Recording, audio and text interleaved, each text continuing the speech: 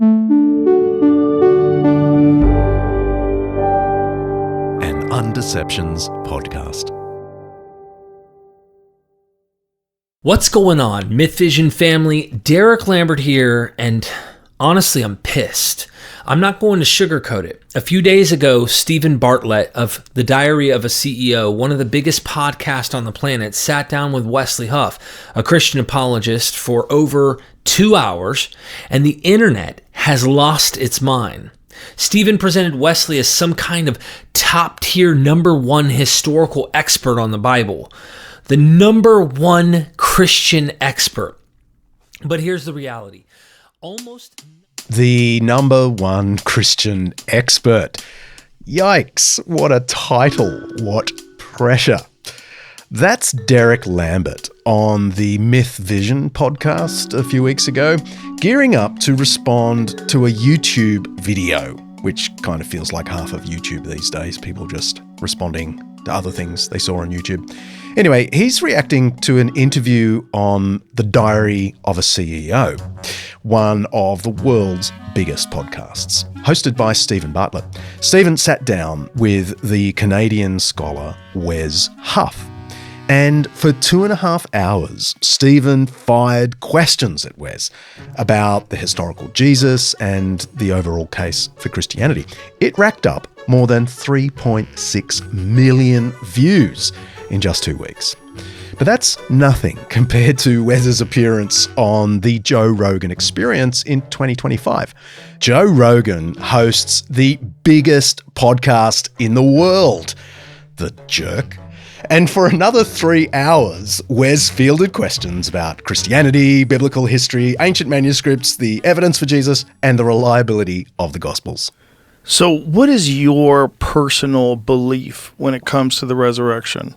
What do you think happened? Do you have a belief, or do you just try to interpret the text and try to see what is the message? Well, I think, so as a historian, I do think it is a historical question. You have a guy who objectively lived, he objectively died, and then individuals close to his inner circle claim that they see him not dead. Right. Again. This is a highly unusual activity. Highly unusual. Right. I reckon it's fair to say that those combined 5.5 hours on Rogan and The Diary of a CEO are some of the most influential hours of public Christianity in the last decade. And it's also fair to say Wes Huff is having a bit of a moment, though I'm sure he hates the tag #1 Christian expert. So I wanted to sit down with Wes and ask him all sorts of things. Is all this big-name podcast interest in Christianity evidence of something deeper than a passing fad? Is Christianity having more than just a moment? And of course, I wanted to ask him about paratextual scribal practices in ancient manuscripts. Who doesn't want a little more paratextual scribal practices in their life? I'm John Dickson, and this is Undeceptions.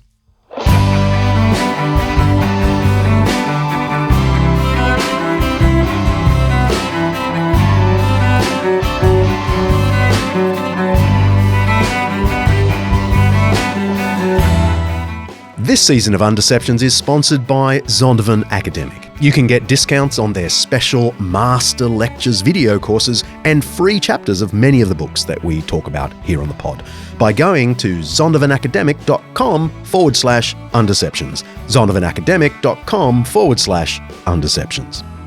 Every episode of Undeceptions, we explore some aspect of life, faith, history, science, culture, or ethics that's either much misunderstood or mostly forgotten. With the help of people who know what they're talking about, we're trying to undeceive ourselves and let the truth out.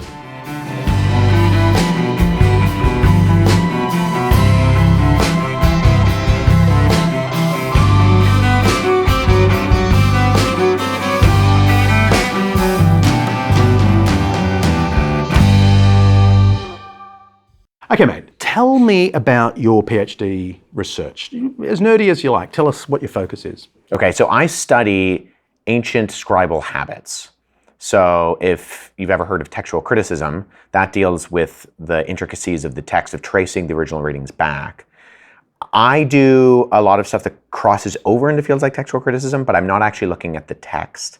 I'm looking at everything other than the text. By the way, if you hear some eating of sandwiches in this recording, it's because Wes and I snuck away to a quiet room to eat and chat during a conference we were both speaking at in Vancouver recently. I'm looking at the text. I'm looking at everything other than the text. So we use terms like paratextual features or reader's aids, so spacing between words, margin size, things like indentation, outdentation, and what eventually develops into what we would kind of compare to verse divisions or paragraphing. All of those things are the things that I'm tabulating. And then in the process of that, looking at manuscripts within the 2nd and 3rd centuries in this kind of wild west of early Christian manuscript production. You might wonder how much we can really learn from margins and spacing. But when it comes to ancient copies of scripture, there's quite a bit to go on. More than for any other literature from the ancient world. We've talked about this before, how there are way more ancient manuscript copies of the New Testament than there are for Plato, Homer, Cicero, and everything else. From tiny scraps to whole books to the complete New Testament. Enough to keep someone like Wes busy for a lifetime. 3 of the most famous complete manuscripts are the Codex Sinaiticus, Alexandrinus, and Vaticanus from the 4th and 5th centuries. Sinaiticus is the oldest, it's from around 350. You'll hear us mention that in a moment. But as Wes says, the first 200 years of Jesus, before these big, beautiful manuscripts, were more like the Wild West for the New Testament copying. We have fewer texts from that period, partly because the Romans confiscated and destroyed a ton, which I'll talk about in a moment, and they're often fragmentary and worn. Some of the oldest surviving pieces are also the most famous. For example, P. Oxy 5345, known to biblical scholars as Papyrus 137, is a papyrus fragment of the Gospel of Mark, chapter 1. It dates to the 100s, or maybe into the early 200s. It was found, by the way, in Oxyrhynchus, Egypt, where the first hymn, P. Oxy 1786, was also found. Then there's another amazing Egyptian papyrus, P46, the earliest manuscript copy of the earliest New Testament texts, the letters of Paul. The copy dates to about the year 200.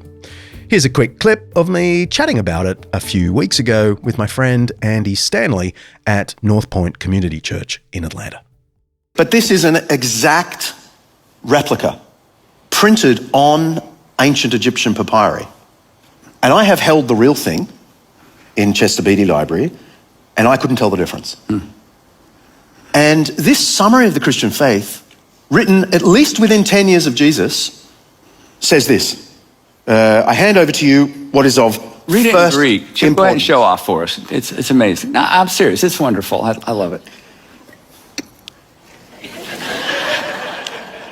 Hoti Christos apethenen, hupeton hamation, katatas graphas. That Christ died for our sins according to the scriptures. Kai hoti etafe, and that he was buried. Kai hoti egergetai tetritata hemera katatas graphas, and that he was raised on the 3rd day in accordance with the scriptures. Kai hoti ofthe Kepha eta toistadeka, that he appeared to Cephas, which is Peter, Cephas, and then to the 12. Okay, so you've got Jesus' status as Christ, his death for sins, his burial in a tomb, his resurrection, his appearances to Peter and the 12, already locked down in a formal summary within 10 years of Jesus. And by the way, Andy, I actually had this museum grade copy made as a gift for you. What? Yep. Oh, you're kidding. I got this museum grade replica printed on actual ancient papyri from the guys at the Manuscript Shop. They do amazing work. No, this is not a commercial, they're not a sponsor, but they still do amazing work for the nerds of the world. Like Wes, who has a cool section on his website doing deep dives into those early fragments. We'll link in the show notes. One reason these early fragments are so rare is simply age. The older the text, the less likely it is generally to survive. But likely the biggest factor was persecution in the 2nd to the early 4th centuries. Things reached their brutal peak under Emperor Diocletian in the year 303. Now, we did a whole episode on persecution, so you can get the details by going to Persecution Complex, which is episode number... Without looking at it, I'm going to guess it's like 146. Okay, let's check him out. 162. Oh, 20 episodes away. Okay, 162. Undeceptions house historian Eusebius, who lived through the Great Persecution, tells us, "We saw with our own eyes the houses of prayer thrown down to the very foundations, and the divine and sacred scriptures committed to the flames in the midst of the marketplaces." We even have a Roman transcript of interviews with church officials of this time. The Romans were going door to door demanding manuscripts. Some handed them over for burning, and others didn't, and were arrested and themselves killed. It was a bad time for believers, until unexpectedly Emperor Constantine changed his allegiance to Christianity in late 312. Everything changes in the 4th century when Christianity is decriminalized. Because you then have the elite professional scribes. Totally. You compare Sinaiticus to, say, P46, and there's a different skill in the handwriting itself. Yeah, definitely. So I'm looking at ancient handwriting, and I'm looking at documents that are produced for public use in a liturgical setting versus if we even just have a small scrap of paper and it has writing on it. Is there any way from the actual writing that's on the page, what's extant, what survived, to say this was produced as a private copy for an individual? This is someone's private copy of the Gospel of John, looking at something like the famous John Rylands 457, P52. It's just the size of a credit card. But what I do Wes is talking about P52, the John Rylands fragment. It's the oldest fragment of a gospel we have. It contains just 7 lines, unfortunately, from John chapter 18, and it dates to around 125. Maybe we could push it out to 150. If John's Gospel was written around the year 90, as most scholars agree, personally I think it was earlier, but let's just go with 90, that means this copy of John's work could have been made within 30 years of the original. I got to view this fragment for the Life of Jesus documentary. This is the earliest fragment of a gospel, kept safe in the John Rylands Library in Manchester. The manuscript is dated to within 30 years of the original, which in ancient history is about as good as it gets. Historians don't privilege these texts the way a Christian might, but nor do they come to them with sceptical prejudice. They just treat them like any other historical text of the 1st century. Now, Christians may be a little unsettled by this humanistic approach to their sacred writings, but there's no comfort here for the skeptic either, because although debates continue, there is a very strong consensus amongst historians today that the core of the gospel narrative is historically sound. Al has also put a picture of it in the show notes. But what I do is I do codicological reconstruction, which simply means from that scrap, can I, looking at the spacing between the letters and maybe what margin may or may not be left that we can compare, and in a kind of extrapolating of the possible dates that falls within and comparing it to more substantial manuscripts of similar origin and size and type, can I then produce what the actual size of the document would look like? And that can lead to a lot of information in saying, you're probably not producing a small pocket-sized Gospel of John for the public reading within the church community. You could be, but it's very unlikely, probabilistically, that that's what's going on. Yeah. So I'm in kind of a weird space where I go into the areas of textual criticism and paleography and papyrology, but I'm not necessarily any one of those things in my expertise. But Wes does have a gift for bringing biblical scholarship to a wider audience. This used to be confined to universities where experts wrote for other experts. Now, millions are taking an interest. We've often talked about the cultural reassessment of Christianity in recent years, but along with that, almost by necessity, people also want to stress test its historical claims. And good on them. Christianity doesn't just say ethereal things like God loves you and has a wonderful plan for your life.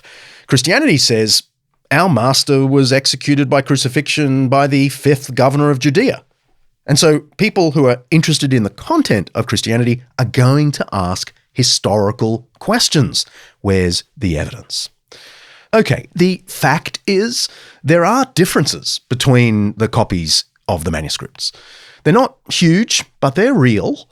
Papyrus 46, the collection of Paul's letters I mentioned earlier, provides some pretty good examples. In this text, but not all the other texts, you find contractions of sacred words like God, Spirit, Jesus Christ. They're reduced to just a few letters with a strange line over the top of them. Then there are actual words and sentences that are different. Near the end of Romans, most Bibles read, "The grace of the Lord Jesus Christ be with you." Sounds pretty normal. But in P46, it's simply, "The grace of the Lord Jesus be with you." The word Christ is missing. Should bring in thriller music there.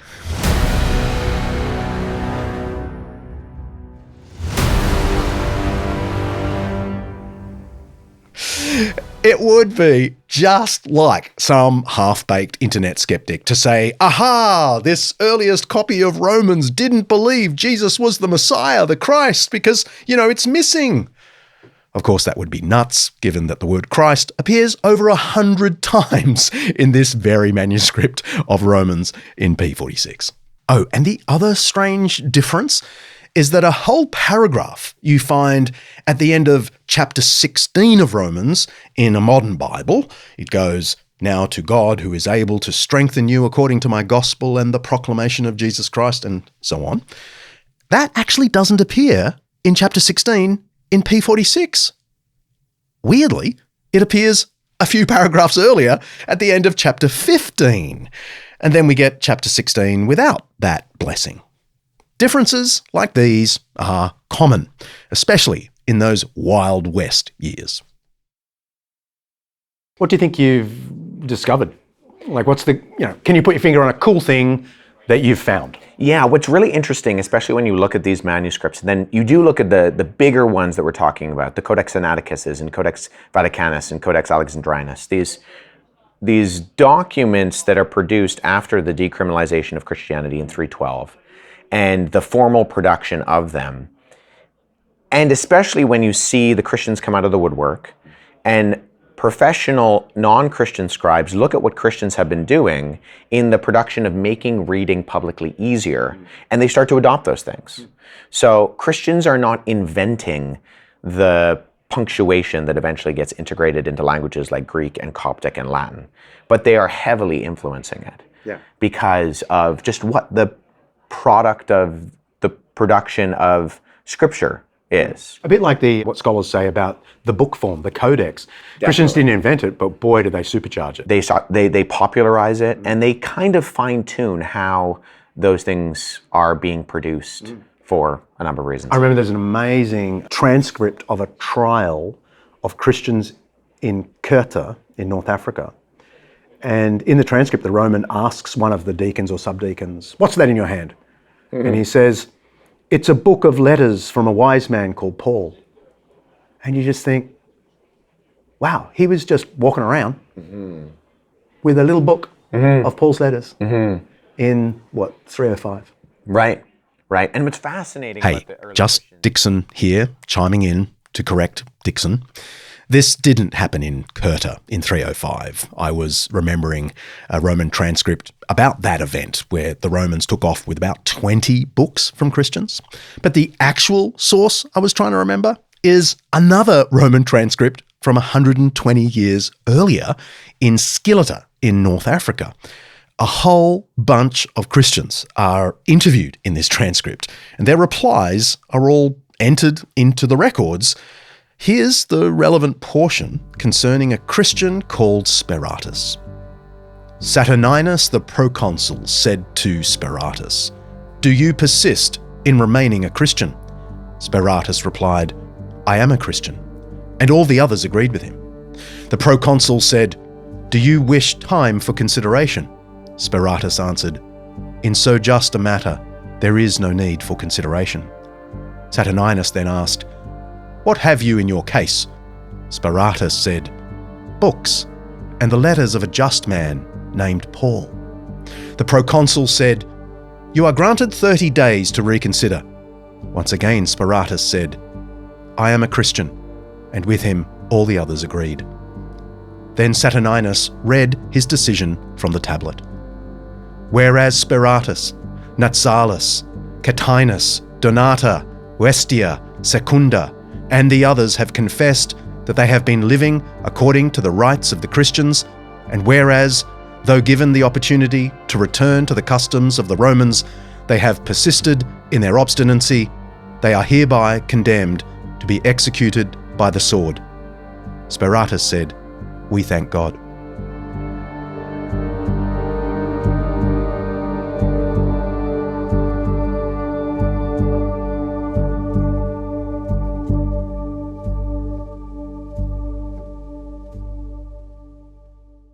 And what's fascinating about the early Christians is they really want this stuff to get out. So they're prolific, they're tenacious. And where we see, if you kind of compare it to the Jewish scribal culture that's also coming out of, after AD 70, Jerusalem is destroyed, Trajan marches in and the temple is leveled. And so you have the two kind of Jewish offshoots, one believing Jesus is the Messiah and the other developing into what eventually becomes rabbinical Judaism outside of the Pharisaical tradition. And the scribal traditions also kind of take different branches, whereas the Jews are very careful. There's a carefulness to the preservation of what they do. And ironically, there's an aspect of the lack of carefulness in the Christian traditions where they're so eager. You want a copy of this famous Paul? We're going to get it to you. But it's a superpower, nonetheless. And it's a weakness and a superpower. Definitely. It results in all sorts of mistakes and spelling errors, and we even have some copies where you can see that whoever's copying this did not know how to read because of the mistakes that they make.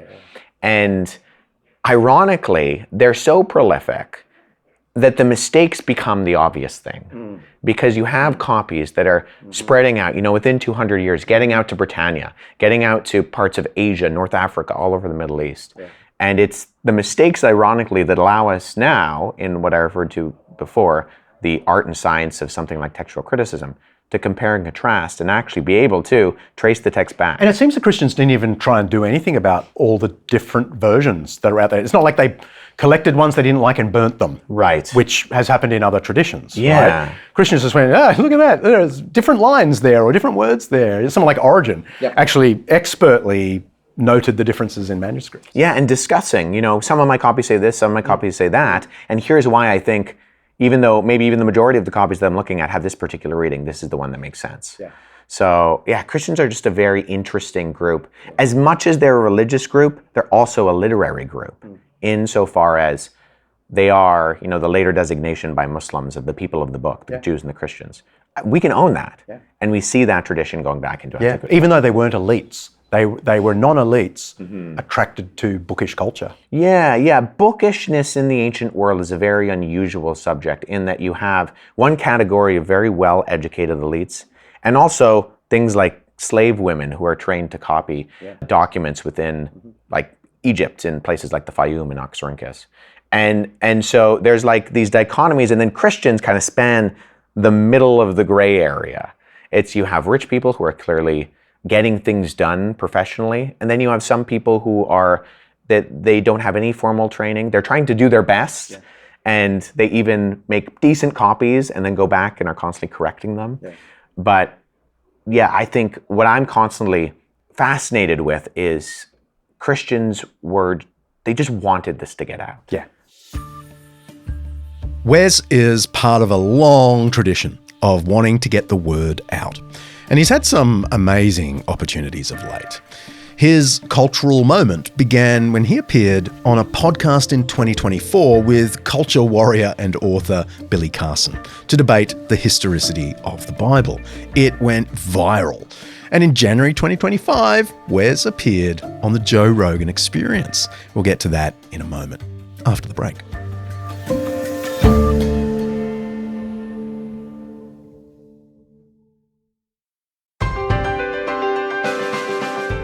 This episode of Undeceptions is brought to you by Christopher Palmer's new book, A World Without God, out via our season sponsor, Zondervan Academic. What does meaning in a world without God look like? That's the big question at the heart of the book, and honestly, I love this one. Christopher explores in a narrative-like way, like a beautiful story, some of the moral challenges our world faces when it doesn't have a belief in the divine. And to do so, he draws upon the wisdom of some pretty big names, including Camus, Nietzsche, Dostoevsky, and even the Book of Judges from the Old Testament. A world without God follows the implications of not just a secular society, which is a good thing, but a secularizing society that seeks to rid the culture of any signs of religion. But this book also offers hope to readers who are wondering how they can find stability in an ever-changing world, spirituality in a material world, and even truth. Yes, truth in our post-truth atmosphere. To find out more, head to zondervanacademic.com/undeceptions. zondervanacademic.com/undeceptions.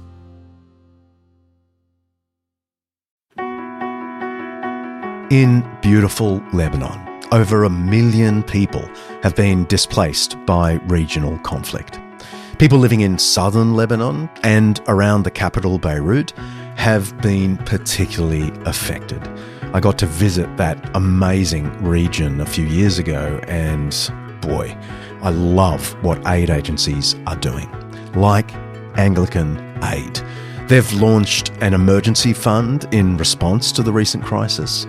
Donations will help on-the-ground partners provide basics like clothing, mattresses, and food for people living in makeshift camps.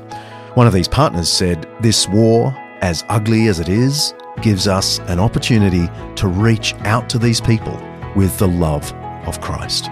Please head to anglicanaid.org.au/undeceptions. That's anglicanaid.org.au/undeceptions.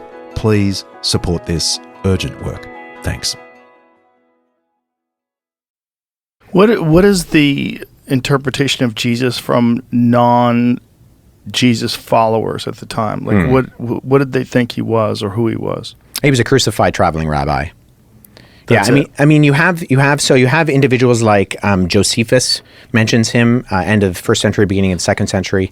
He was a Jewish Roman writer. Tacitus mentions him, who also wrote about the emperor. And, you have a number of these individuals, Cassio or Suetonius. But what they're doing mostly is describing what the followers of Christianity are saying about him. So you do have to take it with a little bit of a grain of salt. That's another clip from Wes's appearance on the Joe Rogan Experience. The show has between 15 and 24 million monthly downloads, and each episode runs for about 3 hours. When Wes went on it, Wes's own YouTube subscribers went from just 1,000 to nearly 500,000 in just a month. Some commentators have since suggested that the episode was, quote, the single widest reaching broadcast of the gospel message in history. Yeah, who knows? Wes gave me a more detailed explanation of how it all came about. It is fascinating. But apparently that's just for Plus subscribers. don't blame me. Producer Kaley makes these calls.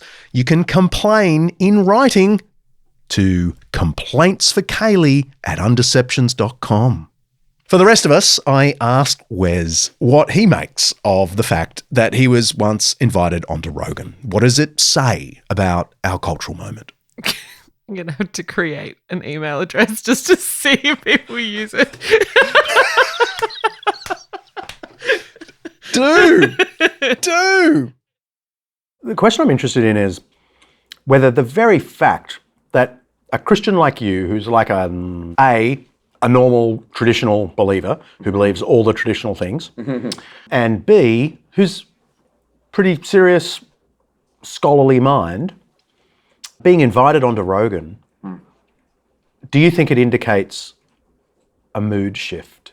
Yeah, I definitely think it does. In my teen years, in the middle of New Atheism, the early 2000s, Dawkins, Sam Harris, Daniel Dennett, Christopher Hitchens, and their popularity and just how influential and well-known they were, and the arguments that I think worked a lot better on paper than they did in practicality, but were popular nonetheless. And seeing a very clear shift in people's perceptions on how that actually played out. I think a lot of people realized that it's maybe very philosophically interesting to talk about religion in these disparaging ways, but when you really try to remove that type of understanding of the transcendent or morality or accountability from society in general, but in particular people's lives, you don't end up with a whole lot of hope and meaning and purpose. Yeah. And it does kind of very negative things to your identity.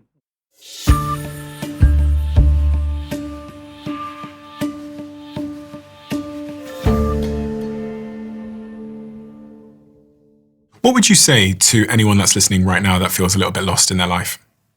I would say that you have purpose and you have meaning more than what society tells you is going to give you that meaning and purpose.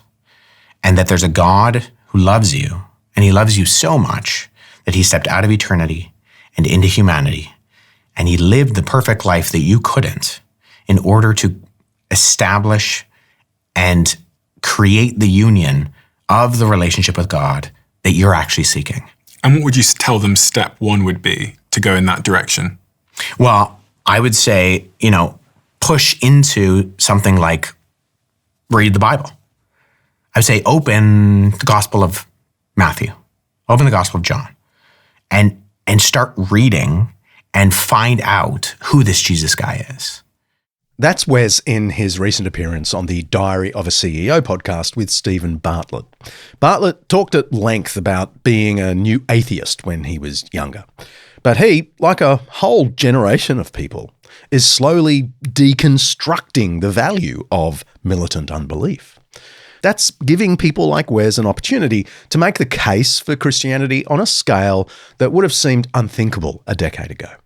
And so I saw a shift when I was exiting high school, going into university for my undergraduate studies, of you still had a few stragglers, but more and more people were identifying less as atheists and more spiritual but not religious.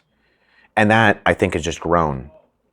And I've heard and seen that as I've traveled outside of Canada and the United States and Europe, Australia, New Zealand, places like that, where I think people were very interested and enamored with the new atheism, but when push came to shove and they actually wanted to find something that gave their life purpose, they weren't really satisfied with being told that they were a product of time plus matter plus chance. And it's been interesting to see. I mean, I think my kind of movement into this space, I can't chalk up to too much other than the Holy Spirit working. I mean, I've had opportunities to speak on panels of very popular comedians and describe what the Septuagint is, the Greek translation of the Old Testament. And afterwards just kind of gone, what just happened? What a relatively niche, nerdy topic. And I'm talking with comedians on platforms that have audiences of millions. And that feeling very strange, but also very exciting. Yeah. I think more and more people are interested. I think we're seeing such a proliferation of information and people's trust in just what's being put before them getting lower and lower and lower, that they're curious and they want to know what has happened over the millennia. But they also have a genuine distrust on the information that's put out in the public squares and the marketplace of ideas. Yeah. Because they, at some degree or another, whether it's fully comprehended or not, don't know how to methodologically sift through what is good information, what is an accurate source, what is maybe playing fast and loose with the data. Yeah. And I think Billy Carson and kind of that TikTok-esque stuff is a testimony to that. You have a great knack. I think this is the edge that you have, if you don't mind my saying, is explaining how we know the thing that you then say we know. Whereas, so what often happens is people just say, "Did you know that the New Testament was decided at the Council of Nicaea?" It's just a proclamation. Right. But then you actually say, not just that that's not true, you say how we know that's not true. Because here are texts that mention the 4 Gospels earlier. And I think people are listening going, "Oh, okay, I've never heard that there's a way you know this stuff. It's not just you read it in a book and proclaim it." But I wanted to ask, a lot of the Rogan questions were history-style questions. Do you think that's simply because that's your specialty, or do you think this remains a sticking point for thoughtful people when they think about Christianity? I think people are curious about what happened in the past in general. I think more and more people understand that understanding where we're going as a society and where we are right now has a direct correlation to where we've been. And no person, culture, philosopher, ideology, religion exists in a vacuum. It all comes from somewhere. There's a downstream effect, and we happen to be standing on third base and the convenience of being able to do that. And so how did we get that? Because we weren't born on third base. In one sense we were, right? But how did our culture, our thought process, our assumptions, presuppositions, how did we get to that place on the baseball diamond? And I think people are genuinely interested in that and curious about the past that simultaneously seems very, very mystifying, but also there are things like archaeological artifacts. So there's kind of tangible, physical artifacts that follow up stories of, whether it's the emperors or the Babylonian kings or seeing something like the pyramids. Archaeologists have unearthed some pretty cool biblical tangible artifacts in recent years. One example was the discovery of the Tel Dan Stele inscription in 1993. I think you say it's Stele. Maybe it's Stella? Or Stele? Or Stela? I don't know. I know in Greek it's Stele, in ancient Greek, Stella in Erasmian, but anyway. A stone block with an inscription on it. Yeah? Okay, I'll move on. The broken and fragmentary inscription is on a piece of stone commemorating the victory of an Aramean king over his stubborn southern neighbours, including over the House of David, it says. It's the first mention outside the Bible of a house of King David. The Aramean king boasts that he vanquished his enemies. We're not sure exactly who it is, but it might be Hazael of Damascus, who ruled in the 9th century BC, and you can read about him in 2 Kings in the Old Testament. We've put a picture of the artifact in the show notes. Also, make sure you check out our really old single. That's what it's called, really old single, with Undeceptions frequent flyer, Dr. George Athas. He literally wrote the book on the Stele,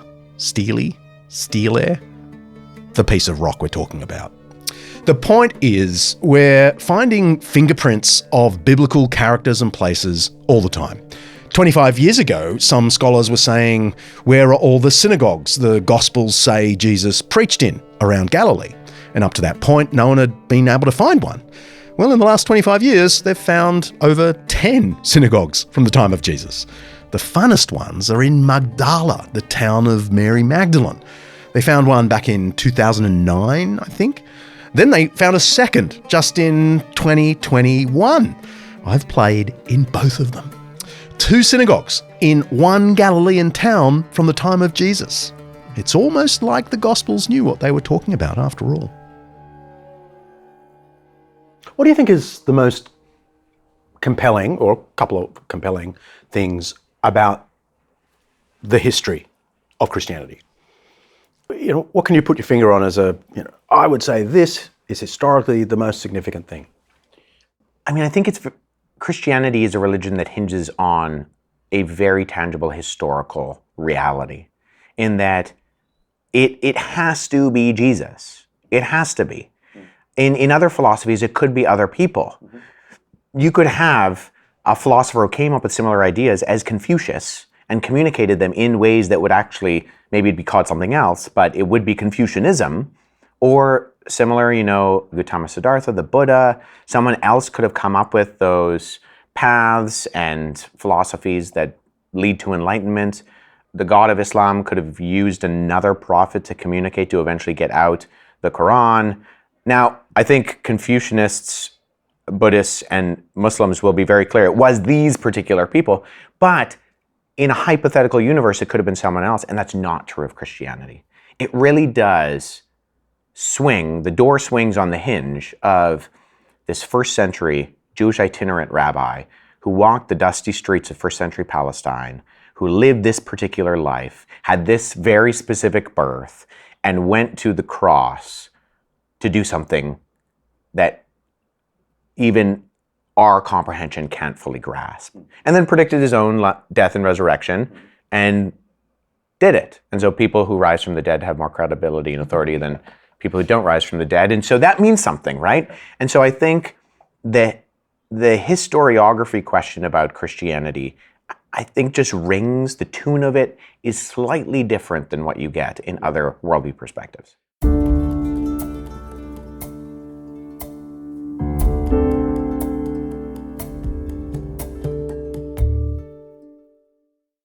But there are lots of people, obviously, who don't think that Jesus rose from the dead, because otherwise the world would have become Christian within a year. Well, and it doesn't. Because there are all kinds of people who think it's nonsense and who continue to think it's nonsense. So centuries and centuries, right the way up to the present day. That's author and host of The Rest is History, Tom Holland, speaking at an event moderated by friend of the pod, Justin Brierley. G'day, Justin, if you're listening. Love your work. And also featuring former Undeceptions guest Peter Williams. G'day, Peter, if you're listening. Since releasing his book Dominion in 2019, Tom Holland has become something of a champion for cultural Christianity. His thesis that the secular West is fundamentally shaped by Christian beliefs and ethics is pretty convincing. But going off that clip, Holland doesn't appear to buy the central claim of Christianity, Jesus' resurrection from the dead. He poses a pretty good question. If Jesus really did rise from the dead, why were there so few Christians initially? Someone like Tom Holland, whom we all respect, and he's doing wonderful stuff. I love his Spider-Man movies. For him, as a thoughtful, borderline Christian, ethically Christian, maybe not theologically, he has raised the question, if Jesus really rose again, why aren't there more witnesses? Why didn't it lead to more conversions instantly of people saying, I saw him too? I think there are probably two things going on there. I think historically, we often assume that people should be writing down more than they actually were in the ancient world, especially in somewhere like Judea. The literacy levels, at least as far as the data shows, were pretty low. The fact that we have 27 documents that we refer to as the New Testament is kind of phenomenal in and of itself. That is very surprising. 4 biographies of Jesus, we really have very few comparators. Tiberius would be a close one. That's the Roman Emperor Tiberius, who ruled during Jesus' adult life. He has Velius Paterculus. He has Tacitus, Suetonius, and Cassiodeo. We have Socrates, who has Xenophon, Plato, and there's another, was it Aristophanes? But so it's very few people in the ancient world who have these kind of corresponding numerous people writing about them, never mind biographical sources. So I think that's a factor. I think also we just have lost most of the stuff from history in general. We're really only operating on about 1% of anything. I often remind students, we don't have a single letter from Pontius Pilate to Tiberius. Right. When there must have been hundreds. Yeah, over the 10 years that he was governor. Yeah. Not a single statement. Yeah, even archaeological data. There's this, whether it's written documentation or it's archaeological data, we don't have much to go on. So I think that's part of the conversation too. But intellectual things can't explain the whole. Ancient and modern people don't always follow the evidence. The conversation too. I also think people rarely make decisions on evidence alone. Now, one of the things that I always think about is I had a very close friend growing up whose father was a chain smoker and eventually got cancer in his mouth and they had to remove his tongue. And they removed his physical tongue, they took a piece of his thigh and they basically recreated him a new tongue out of the meat of his leg in order for him to simply do things like speak properly. Well, years later, that particular friend and his brother picked up smoking. Now you would think to see the raw data of the consequences of a particular action and the pain, the physical pain and struggle that caused for a very close person in your life, if anything would dissuade you from something like smoking, it would be that. And yet it's not always about the raw, hard facts. You know, this is what individuals, even the classical philosophers would talk about in terms of pathos, ethos, and logos, right? It's your communities, it's the personal experiences you have, and it's the data. It's a number of these things. And we even get in Matthew's gospel, in his biography of Jesus, he's appearing to the disciples, he's appearing to these groups, and it says some worship him and others doubted.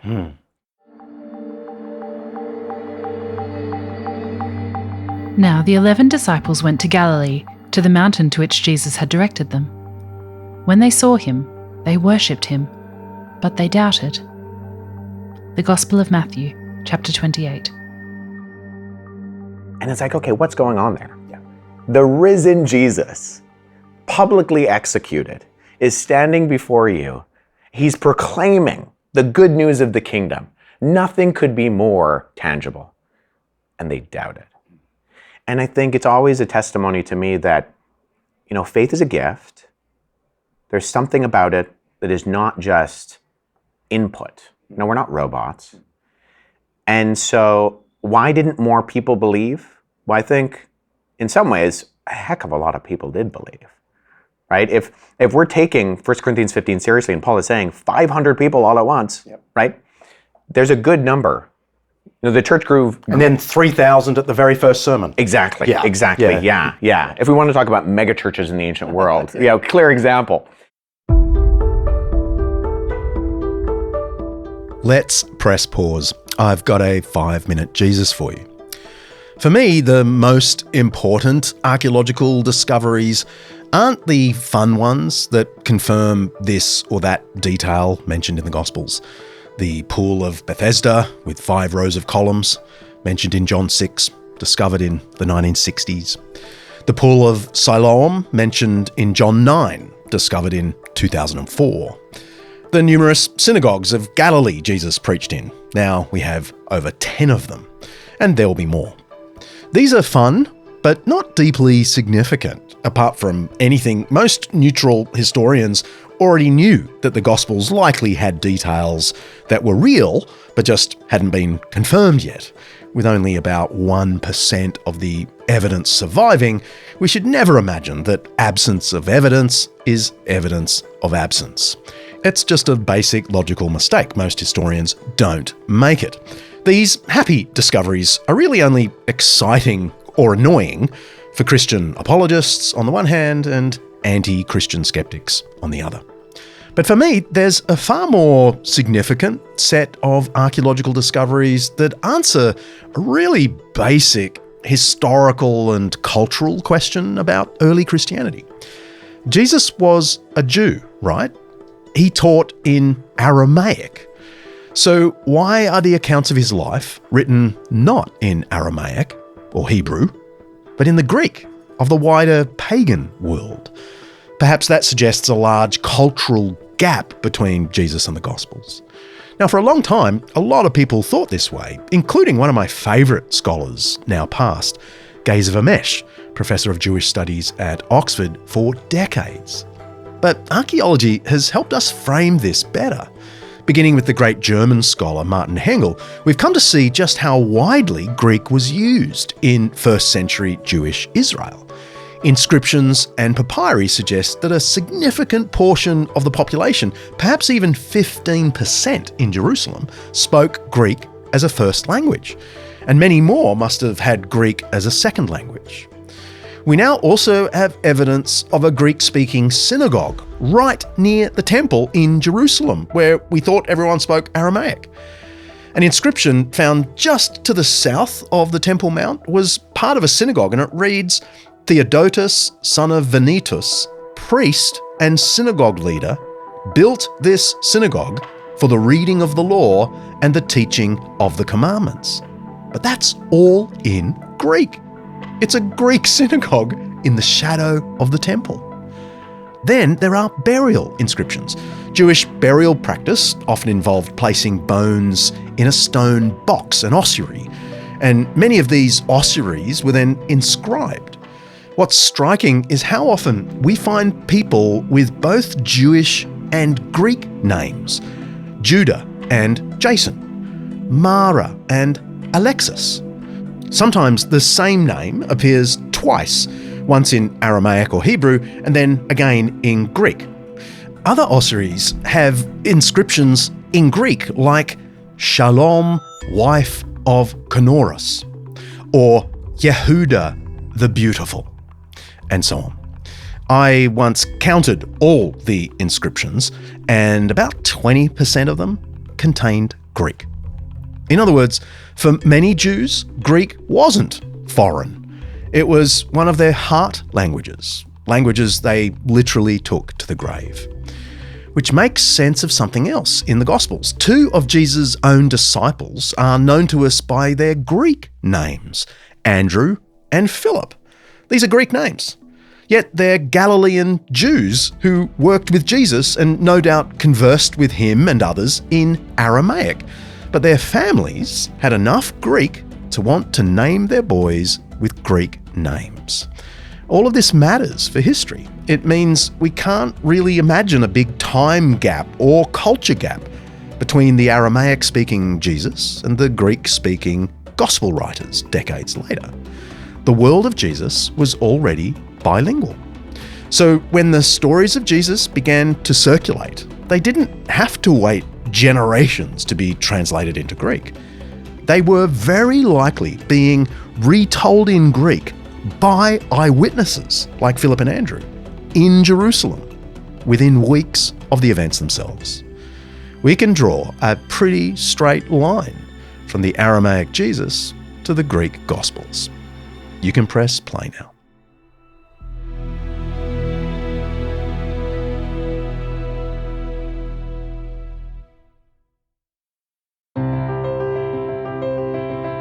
In the book of Psalms in the Old Testament, there's a little Hebrew word, selah.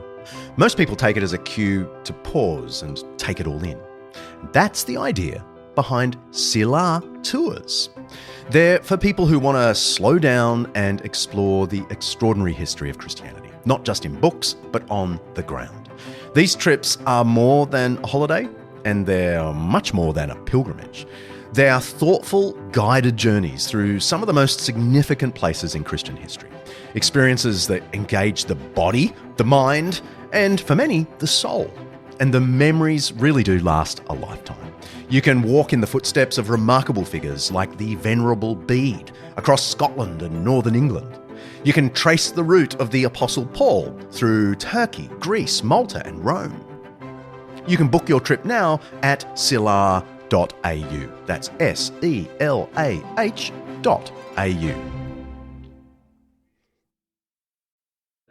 I don't think we can say confidently enough in the way that people like to at the moment that, you know, the reason the world is ugly is because of the loss of Christianity, and the reason the world used to be beautiful is because of the influence of Christianity. I mean, the world's always been ugly. If you just look away, if you take any beautiful picture, a historical painting of an old building, if you were able to step into the painting and turn around, you would just see, you know, destitution behind you. That's always been the case.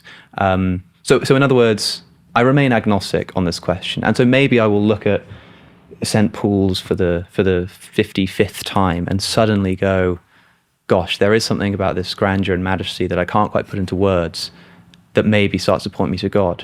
But then I think I'll just turn around and see the homeless man sleeping on the street outside of it, being trodden on by the thousands of people who walk past him every day, and be snapped out of it relatively quickly. That's Alex O'Connor, the hugely popular YouTuber, also known as the Cosmic Skeptic, speaking on the Re-Enchanting podcast with Bella Tyndall and Justin Brierley. We did a great episode with Justin back in episode 125, Christianity's Comeback. Go have a listen to that. Anyway, O'Connor is probably the most prominent skeptic online right now. But there's been a bit of a vibe shift in recent years. He's less combative, more curious. His videos get hundreds of thousands of views, and he's interviewed or been interviewed by just about everyone in the field. A lot of his content explores whether the modern West really owes so much to Christianity, as lots of people claim. It's fair to say he's having a bit of a moment himself. So I was keen to hear what Wes makes of him. Another public questioner of Christianity is Alex O'Connor.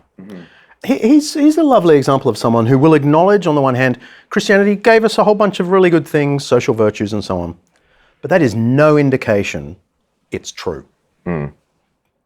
Yeah, I mean, this came up even when I was talking to Joe Rogan, where he said, you know, he sees the influence that Christianity has on people.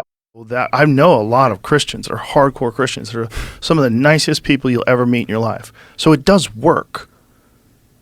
You right? Like if you do live like a Christian and you do follow the principles of Christ, you will have a richer, more love-filled life. So it is true, right? But you have to submit to this concept that this guy was the child of God who came down to earth, let himself be crucified, came back from the dead, explained a bunch of stuff for people, and then said, all right, see you when I come back. And afterwards, I thought, you know, what I should have said is, Joe, is it true because it works, or does it work because it's true? Those aren't the same thing necessarily. Like a convenient lie is still a lie. A convenient falsehood is still not, it still doesn't get you to an actual moment of capital T truth. And I think there's the downstream effect of, it's not just a useful fiction, because it has fundamentally changed the world, and there still needs to be an explanation for why a bunch of scared men in an upper room go from trembling and thinking that the movement is over, right? Jesus wasn't the first messianic movement in the ancient world. There were others, and the disciples of Jesus may very well have known of others. But when one of these others was Simon Bar Giora, a military and would-be prophetic leader from around the time of Jesus. He proclaimed liberty for slaves and the oppressed, drawing on language from the Old Testament to frame his message. When revolt broke out, he became one of the main leaders of the Jewish rebels. His followers called him King, Josephus tells us, which may indeed be a messianic reference. But when the city fell to Rome in AD 70, he was captured, taken to Rome, paraded around, and executed. You can read all about him in Josephus, Jewish War, Book 4.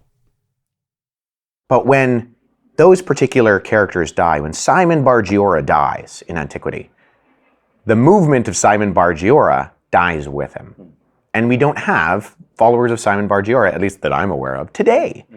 And so I think it was Fleming Rutledge who said, one of the best evidences for the resurrection of Jesus is that we still today are continually talking about it.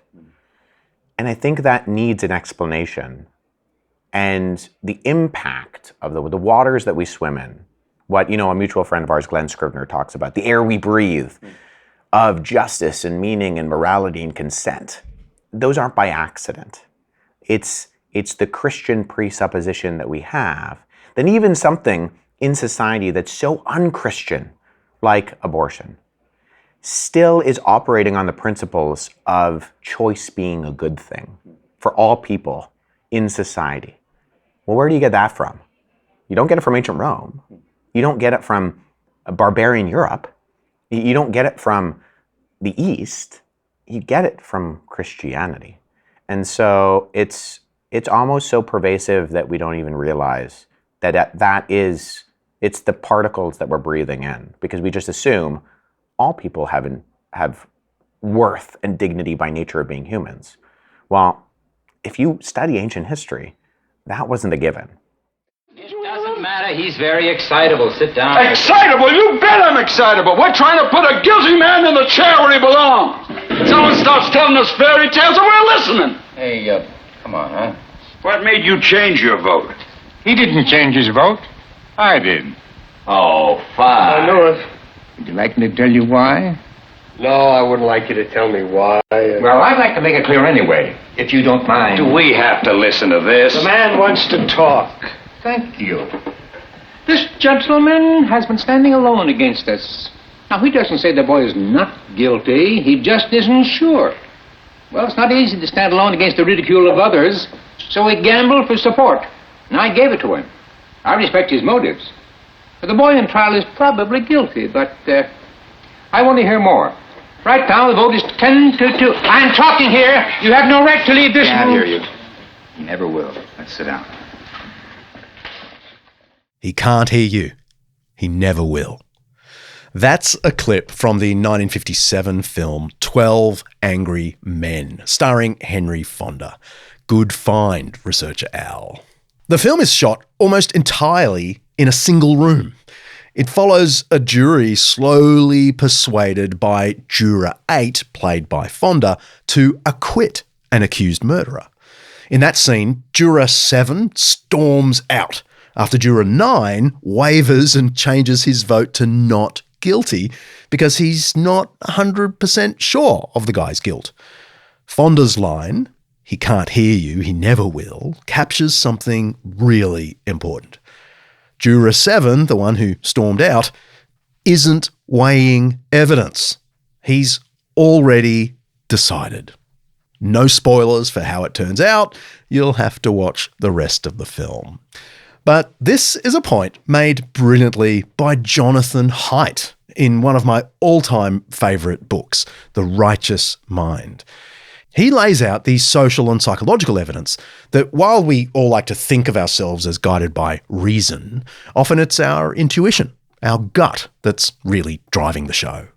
Our gut is an elephant in Haidt's analogy, and our rider, rationality or reason, has a very difficult time controlling the big stubborn elephant.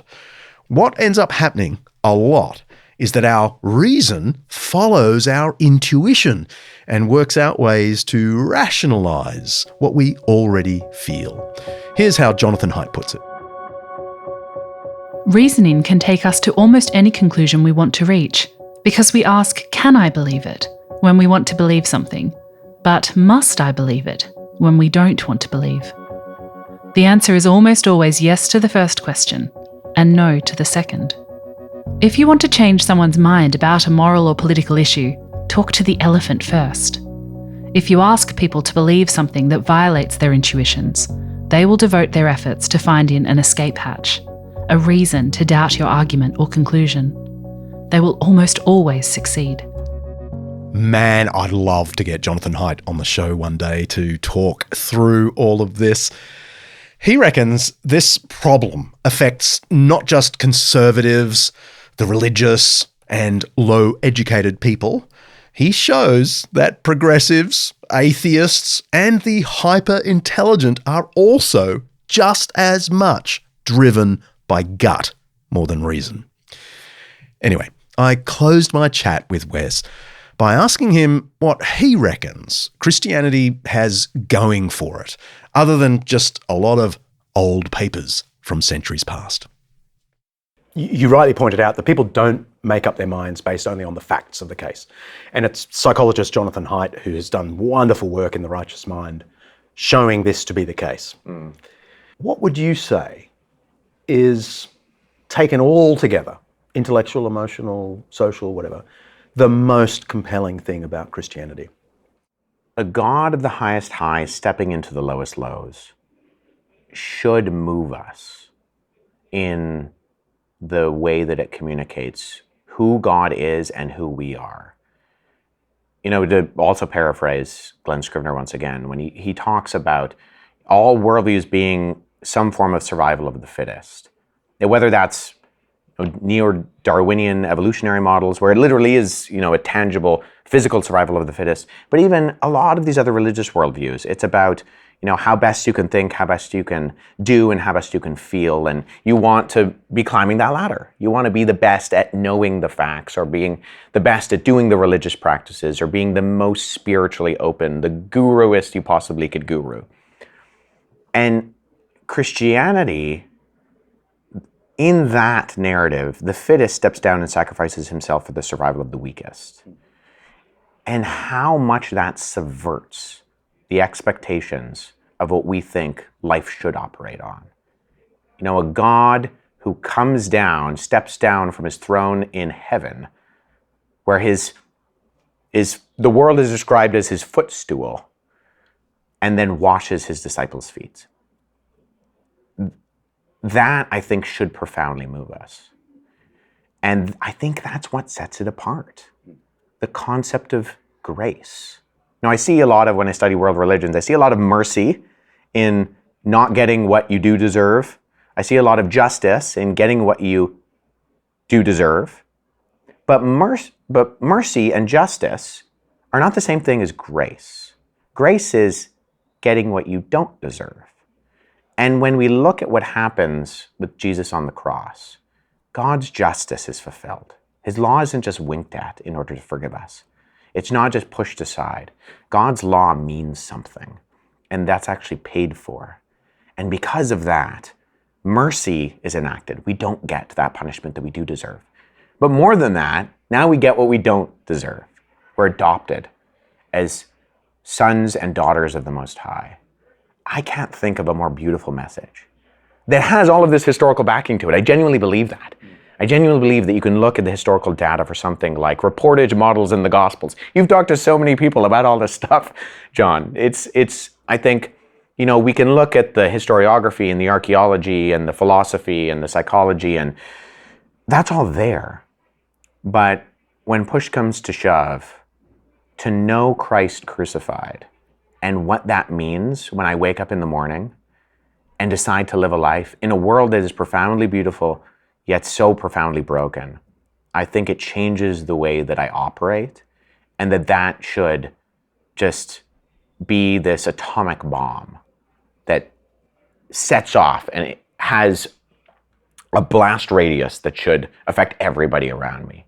First and foremost, myself, but then how I live my life, how I work, how I play, how my free time is operated, how I pour into my wife and my children, and everything else. Wes Huff, thank you so much. Yeah, it's been a pleasure. You can eat your sandwich now. Thanks.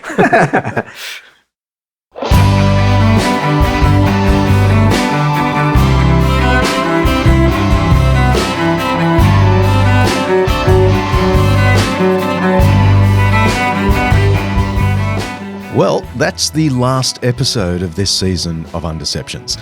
We're going to take a short break as we prepare for next season's episodes around mid-June. We're planning episodes on disability, ambition, slavery, and more. So we've got our work cut out for us. While you're waiting, why don't you scroll back through our massive catalogue and see if there's an episode you haven't heard. Follow us on Facebook, X, Instagram, or YouTube to keep in touch, and so you'll be the first to know when the next season starts. Just search for Undeceptions. And keep an eye out for the streaming release of our beloved The First Hymn film, coming to Amazon Prime and Apple TV stores to rent or buy from May 12 around the world. Woohoo! Thanks for listening. Stay safe. See ya.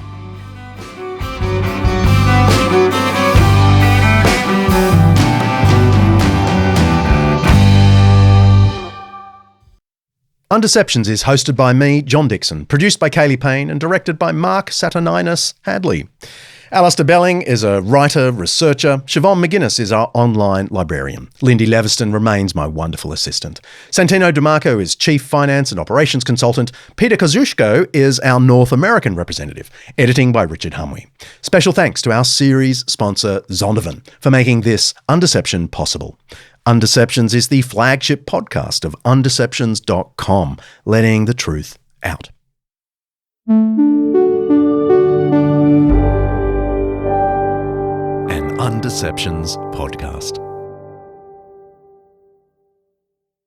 That's author and host of The Rest is History, Tom Holland, speaking at an event moderated by friend of the pod, Justin Brierley. G'day, Justin, if you're listening. Love your work. And also featuring former Undeceptions guest Peter Williams. G'day, Peter, if you're listening.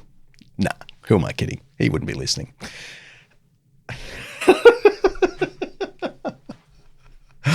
I mean, he's just... Now, maybe he is. He's too big a nerd.